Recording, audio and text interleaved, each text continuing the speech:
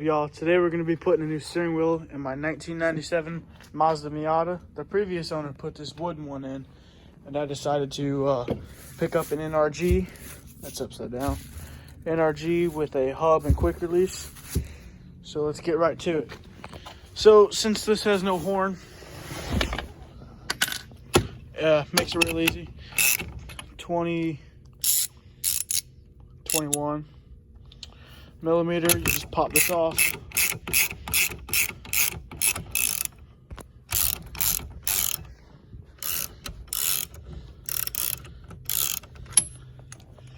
Okay, set that there.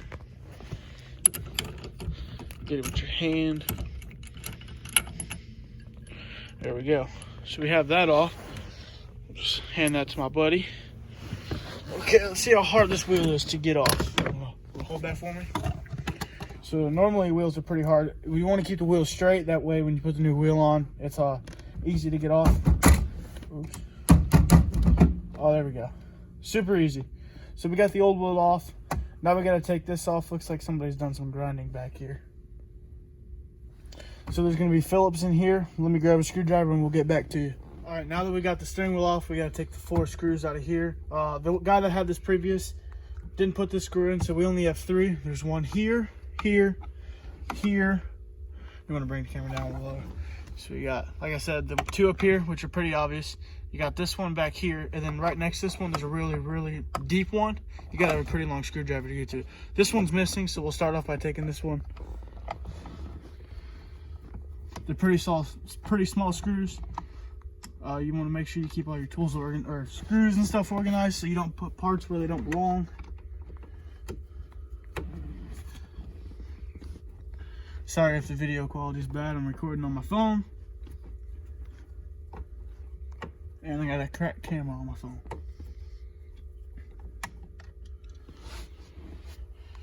So it looks like we got 2 different kinds. So here, we got 2 different kinds. This one came out of this one up here, and the smaller one came from this bottom one. So we'll have to keep that in note, so we put those in the correct spot.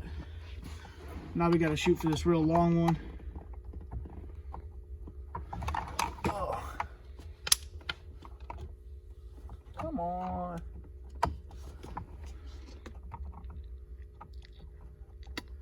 Might need to grab a little bit longer of a screwdriver.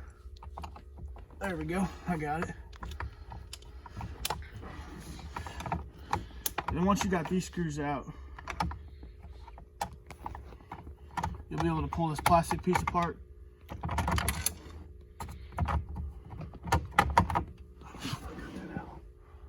Must have got it out. It must have fell up in here. We'll pop it off in a minute. So once we got that, this will just pop apart like so. Pull the bottom part out. Sit back in the corner.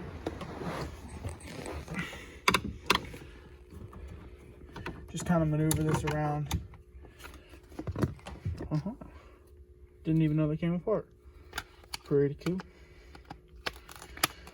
Alright, so next we gotta take the clock spring off, which will be 3 screws. They're just Phillips again. You could use the same tool as you used on the last one. So we got the 3 screws out of here. We're able to pull the clock spring off. Now, this is down here. I don't know if the previous owner had allowed this to turn more than about 2.5 rotations, which isn't good for it. It could break it. We're not going to be reusing this, so it doesn't matter if it breaks. But if you were wanting to resell it or use it later date, you would be able to if you don't break it. So it just should pop off. Hold the light. I got it. Maybe. Let's do this. There we go. Pop the light. Alright. Quite greasy in here. So, in here we got wires. The green with red stripe is the one we'll use for the horn. We'll have to pull this assembly off so we can get back. We have to pull this cover off down here to get down to the wiring so that we are able to wire up the horn from NRG. So more screws. They're all Phillips, it seems. 1, 2, and 3 is what holds on this plate. Is it a different size, maybe? There we go. Maybe I just wasn't getting on that one straight.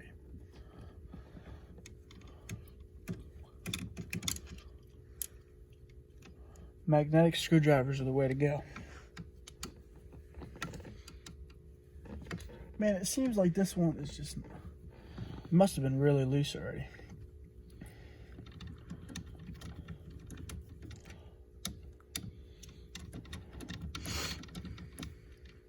There we go. Don't drop it. Number 3.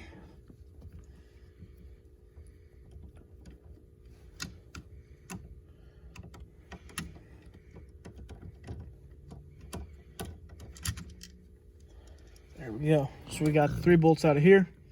We'll pop this off and we'll get back to you. For pulling this off, we feel a little tension. So I'm going to try to pop this off and see if the wires are tangled down there or something. Maybe catching on something so I don't rip any wires. So to take this off, there's 2 screws. There's a screw here and a screw here. You just unscrew these like every other screw. That one's out. Unscrew that one. That just pops it right on down.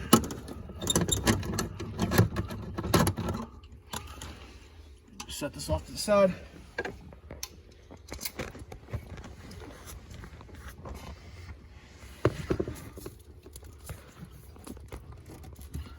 It's not caught on anything.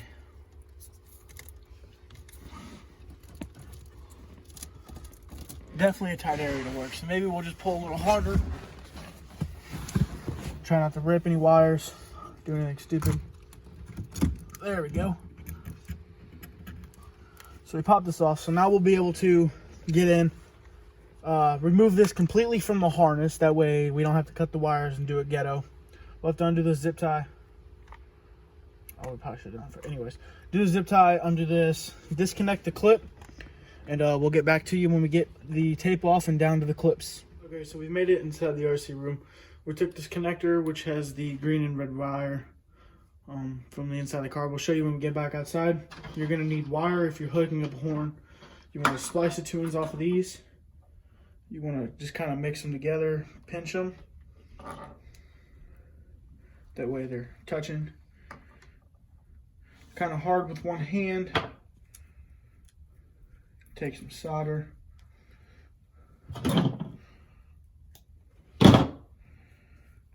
And what you're going to want to do is you're going to solder these wires together. That way it's proper and not just taped.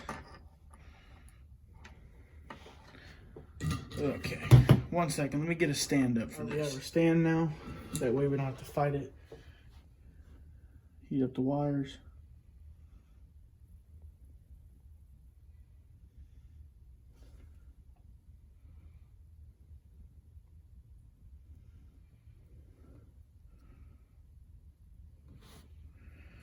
Get more solder.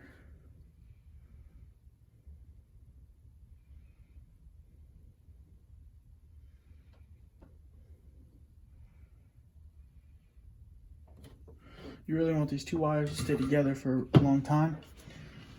So too much solder is overboard, but you want to have enough on there to have a good connection. Like so. I wouldn't recommend holding the wires. Wires get hot when you're soldering. Now that that's on there, we can throw some heat shrink on it just to ensure that it will not spark on anything. Ooh, slid on me.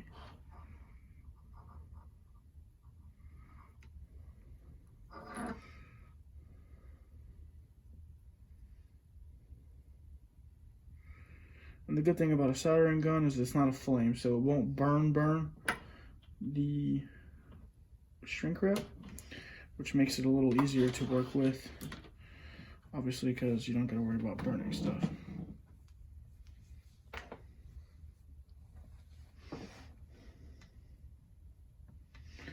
And there we have it. We have a full splice, covered up, fully protected from elements, and it fits inside the stock housing, even though we won't use it. Nice and safe. So now we'll meet you back out in the garage where we hook this back up to the car. We'll see you out there. Sorry, we're zoomed in. The connector that we were just soldering on inside the RC room, here's where it came from. So the wire, the one that goes on this side, if you do not reuse your clock spring, it will not be done. This side with the orange obviously goes with the orange. So we soldered this up so we could use the horn. So what we're gonna do is just plug this back in here. Hard to do with one hand, so I'm gonna do it. Zip tie all of this stuff together, cut the wire to length. We're gonna put this back on here, bolt it down, and then we'll get back to you. Just for time's sake, we'll jump to that right here.